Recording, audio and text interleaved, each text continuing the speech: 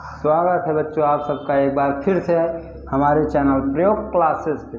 हम लोग पढ़ रहे थे लास्ट टाइम में हम लोग जो पढ़े थे वो था सूचक के बारे में हल्की सी जानकारी हम लोग दिए थे आपको। प्राकृतिक होता है और कृत्रिम सूचक होता है। प्राकृतिक में एक हल्दी, लिटमस, प्याज ये सब होते हैं। कृत्रिम में मेथिल ऑरेंज होता है और फिनोप्थलीन होता है बेटा। मेथिल ऑरेंज जो होता है वो होता है ऑरेंज कलर का। मेथिल ऑरेंज होता है ऑरेंज कलर का। इसमें जब हम लोग बेटा अम्ल डाल देते हैं, जब इसमें हम अम्ल डालेंगे तो ये हो जाता है लाल, और जब इसमें हम क्षारक डालते हैं तो ये हो जाता है पीला। और फिनोप्थलीन जो होता है ये होता है रंगहीन। इसमें जब हम लोग अम्ल डालते हैं तो ये रंगहीन ही रहता है, और जब इसमें हम क्षारक डालते हैं तो ये हो जाता है गुलाबी। समझ गए बात। मेथिल ऑरेंज कैसा होता है? ऑरेंज कलर का होता है। अम्ल डालोगे लाल हो जाएगा, और अगर क्षारक डाल दोगे तो पीला हो जाएगा।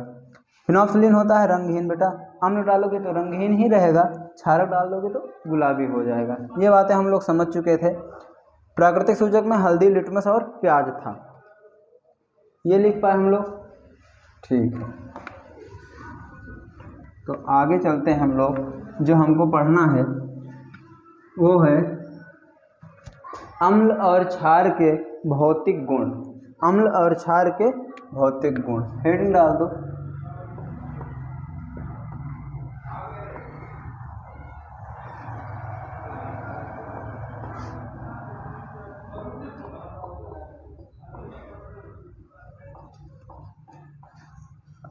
पहले अम्ल का लिखेंगे, अम्ल के भौतिक गुण। अम्ल के भौतिक गुण क्या है? नंबर 1 पॉइंट पे लिखेंगे, अम्ल स्वाद में खट्टा होता है। अम्ल स्वाद में खट्टा होता है, खट्टा होता है। दूसरा पॉइंट है सभी अम्ल जल में घुलनशील होते हैं। सभी अम्ल जल में घुलनशील होते हैं, घुलनशील होते हैं। राइटिंग ठीक बेटा। तीसरा पॉइंट इसमें हम लोग नोट करेंगे वह ये है अम्ल प्रकृति में संक्षारक होते हैं। संक्षारक, अम्ल प्रकृति में संक्षारक होते हैं। इनकी प्रकृति जो है बेटा वो संक्षारक होती है। संक्षारक का मतलब होता है, देख लो, संक्षारक का मतलब होता है कहीं डाल दोगे तो जला देंगे, मतलब हानिकारक होते हैं। जैसे अगर सांद्र अम्ल लेके हम अपने हाथ पे डाल देंगे तो फफोले पड़ जाएंगे, जल जाएंगे। समझ रहे? इसमें हम लोग चौथा पॉइंट लिखते हैं अम्ल का जलीय विलयन। अम्ल का जलीय विलयन विद्युत का चालन करता है। विद्युत का चालन करता है।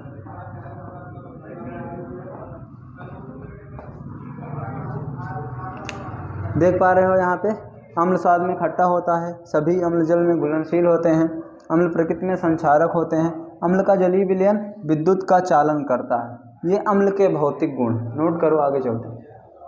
नोट करो, नोट कर लिए, पॉज करके नोट करो, हम लोग आगे चलते। दूसरा जो हमको पढ़ना है वो है क्षार का भौतिक गुण। क्षार के भौतिक गुण हेडिंग डाल दो, क्षार के भौतिक गुण। Physical property of base. क्षार के भौतिक गुण इसमें नंबर 1 पे है बेटा, सभी क्षारक जल में घुलनशील नहीं होते। सभी क्षारक जल में घुलनशील नहीं होते।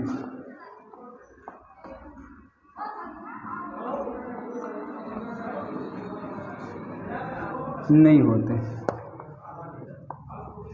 कुछ होते हैं कुछ नहीं होते। ठीक।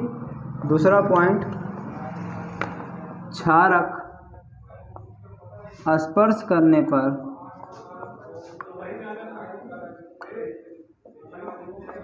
करने पर साबुन के जैसे चीकने लगते हैं, साबुन के जैसे चीकने लगते हैं। कहने का मतलब बेटा, जैसे हम अपने हाथ पे साबुन लगाते हैं, उसके बाद पानी डाल के इसे रगड़ेंगे तो थोड़ा चिकना चिकना लगेगा। वैसे अगर हम लोग क्षारक डाल दें, उसके बाद पानी से इसे रगड़ेंगे, हमको थोड़ा चिकना चिकना महसूस होगा, साबुन के जैसे ही महसूस होगा। तो उसको हम क्या कहते हैं कि प्रकृति में चिकने होते हैं। तीसरा पॉइंट है बेटा, इसका भी जलीय विलयन, क्षारक के जलीय विलयन, क्षारक के जलीय विलयन विद्युत का चालन करते हैं। ये दोनों में समान पॉइंट, विद्युत का चालन करते हैं, मतलब इसमें करंट फ्लो करेगा, चालन करते हैं। एक तार इसमें डाल दो, दूसरा तार डाल दो, तो करंट इसमें से उसमें चला जाएगा। चौथा पॉइंट है, क्षार प्रकृति में संक्षारक होते हैं। ये भी प्रकृति में संक्षारक होते हैं।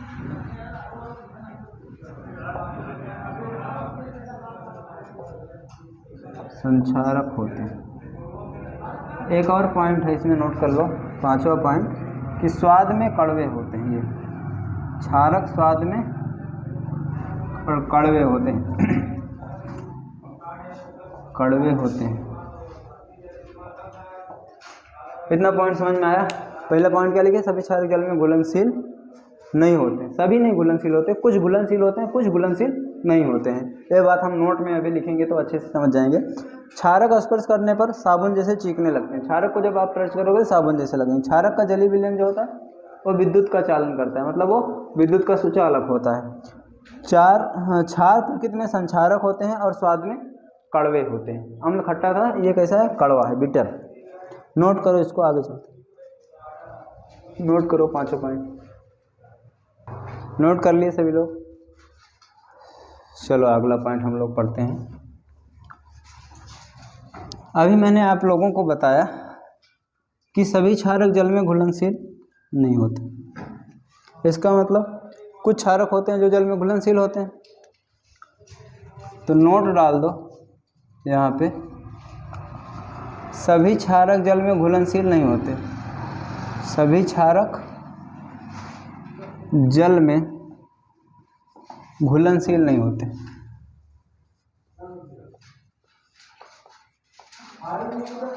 घुलनशील नहीं होते। जो जल में घुलनशील होते हैं, जो क्षारक जल में घुल जाते हैं,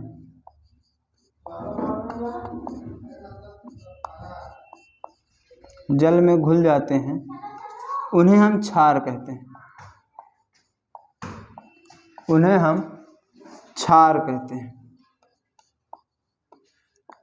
क्षार कहते हैं। समझ में आई ये बात? सभी क्षारक को हम लोग क्षार नहीं कह सकते। ऐसे क्षारक जो जल में घुल जाते हैं उनको हम क्षार कहते हैं। जैसे NaOH, ये जल में घुल जाता है, इसको हम क्षार कहेंगे। KOH, Na2O, K2O, CaOH का होल ट्वाइस आदि, ये सब क्या हैं? क्षार हैं। ये सब जल में घुल जाते हैं। पॉइंट नोट करो, आगे चलते। नोट किए? ये पूछता है एनसीईआरटी में कभी कभी। ठीक, चलो आगे चलो। जो अगला पॉइंट हमको पढ़ना है वह है बेटा, कुछ प्रकार के अम्ल और वो कहाँ पाए जाते हैं, इसको हम लोग थोड़ा सा जान लें। जनरल नॉलेज के रूप में भी और अपनी किताब में भी दिया है एनसीईआरटी में, तो उसको थोड़ा नोट कर लें। अम्ल,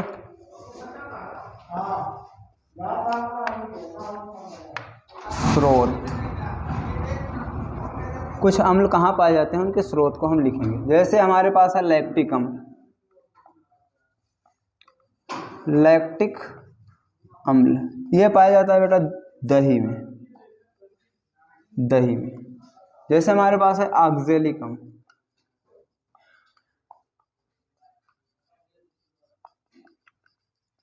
ये पाया जाता है टमाटर में। जैसे हमारे पास है मैलेइक अम्ल,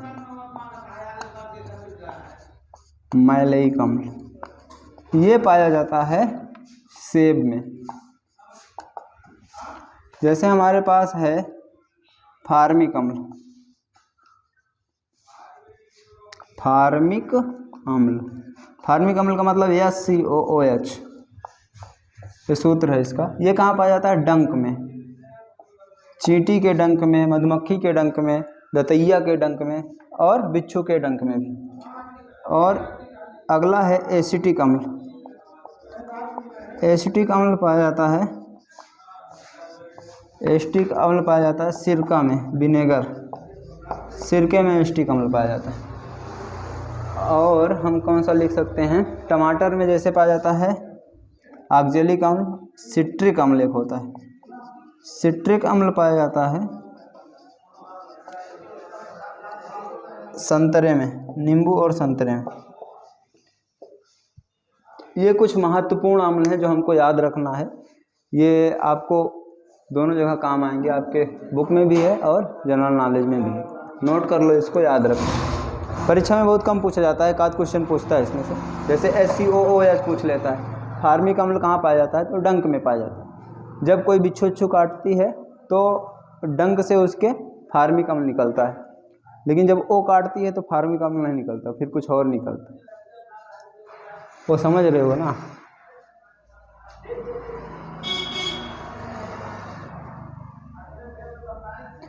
चलो आगे चलते हैं। अगला पॉइंट जो हमको पढ़ना है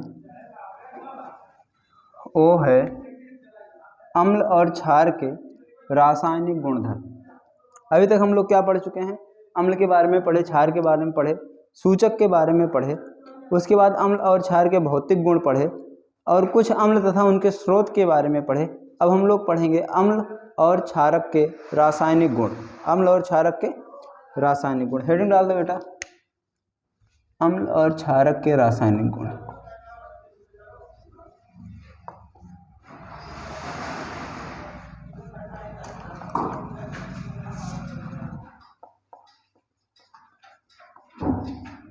रासायनिक गुण, chemical properties of acid and bases. English लिख नहीं रहा हूँ, बोल रहा हूँ chemical properties of acid and bases. अम्ल और क्षारक के रासायनिक गुण। रासायनिक गुण का मतलब वह होता है जिसका पता लगाने के लिए उसके संगठन में परिवर्तन करना पड़े, मतलब उसमें कुछ बदलाव करना पड़े, कुछ नया पदार्थ बनाना पड़े, तो उसको हम रासायनिक गुणधर्म कहते हैं। जैसे पहला कहते हैं धातु के साथ अभिक्रिया, धातु के साथ अभिक्रिया। जब अम्ल धातु के साथ अभिक्रिया करता है तो साल्ट बनाता है और हाइड्रोजन गैस निकलती है। जब अम्ल धातु के साथ अभिक्रिया करता है तो साल्ट बनाता है और हाइड्रोजन गैस निकलती है। जैसे देखते हैं, अम्ल प्लस धातु बनेगा साल्ट, साल्ट मीन्स लवण, plus hydrogen gas H2 gas निकलेगी।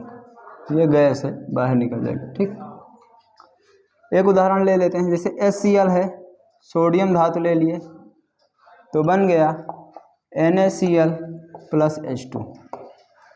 यहाँ पे 2 लगाना पड़ेगा, यहाँ पे भी 2 लगाना। NaCl बना और H2O बना।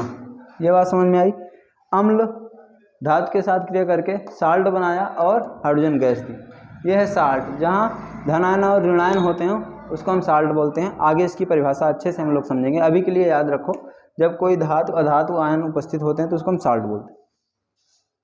यहाँ अम्ल है, यहाँ धातु है, साल्ट और हाइड्रोजन गैस। हाइड्रोजन गैस का परीक्षण कभी कभी पूछ लेता है। क्या पूछता है? परीक्षण कैसे करोगे कि हाइड्रोजन गैस ही निकल रही है और कोई गैस नहीं निकल रही। तो हम क्या करते हैं, जो हाइड्रोजन गैस निकलती है इसके पास एक जलती हुई मोमबत्ती ले जाते हैं।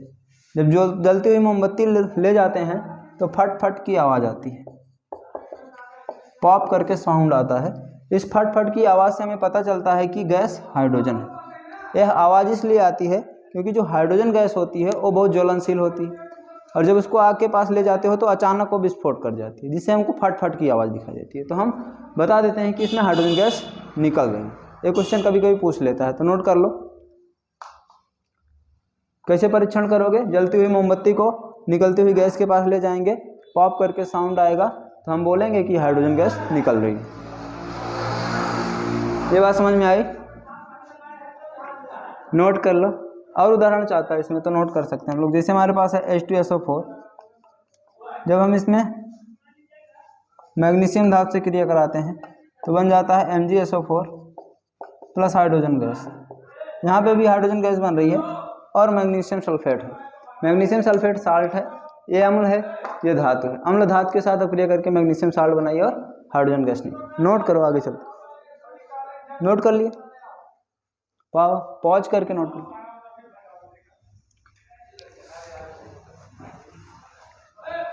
यहीं पे अगर कोई क्षारक ले लें, हम अम्ल और क्षारक दोनों के रासायनिक गुण पढ़ रहे हैं, तो अभी हम अम्ल के पढ़ लिए, अब हम क्षारक को देखते हैं।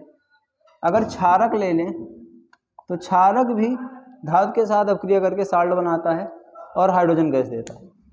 ये बात दोनों के लिए समान है, लेकिन क्षारक में ज़्यादा उदाहरण हमको दिखाई नहीं देते, बहुत कम उदाहरण दिखाई देते हैं, गिने चुने, तो हम लोग याद कर लेते हैं उसको। जैसे हमारे पास कोई क्षारक है, सोडियम हाइड्रोक्साइड है, जिंक धातु ले लोगे तो ये बना लेता है sodium zincate, Na2ZnO2 plus hydrogen gas. संकलित कर लो रासायनिक समीकरण। यहाँ पे क्या हो रहा है? सोडियम हाइड्रोक्साइड जो है वो सोडियम जिंकेट बना ले। ये क्या बना है? Sodium zincate. ये है साल्ट, ये है हाइड्रोजन गैस। जब क्षारक धातु के साथ अपक्रिया करती है तो सोडियम जिंकेट बनाता है और हाइड्रोजन गैस निकलती है। ये बात समझ में आई? नोट कर लो, आगे चलते। इसके उदाहरण बहुत कम हैं तो हम इस पर ज़्यादा फोकस नहीं करें। यहाँ पे एल्युमिनियम भी ले सकते हैं तो सोडियम एल्युमिनेट बन जाता है। 2-3 ही उदाहरण हैं, ज़्यादा उदाहरण नहीं। नोट किए? क्षारक जब धातु के साथ अपक्रिया करता है साल्ट बनता है, हाइड्रोजन गैस निकलती है। ओके, चलो आगे। दूसरी जो केमिकल प्रॉपर्टी है, रासायनिक गुणधर्म है, वो है बेटा धातु कार्बोनेट और धातु कार्बोनेट, धातु नहीं केवल कार्बोनेट, कार्बोनेट और बाइकार्बोनेट्स के साथ अपक्रिया, बाइकार्बोनेट।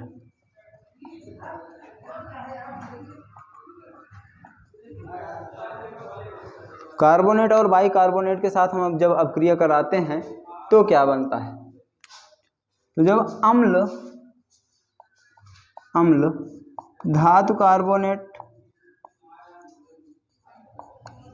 के साथ अपक्रिया करता है तो बेटा बनता है कार्बन डाइऑक्साइड गैस और जल मिलता है और साल्ट बनता है।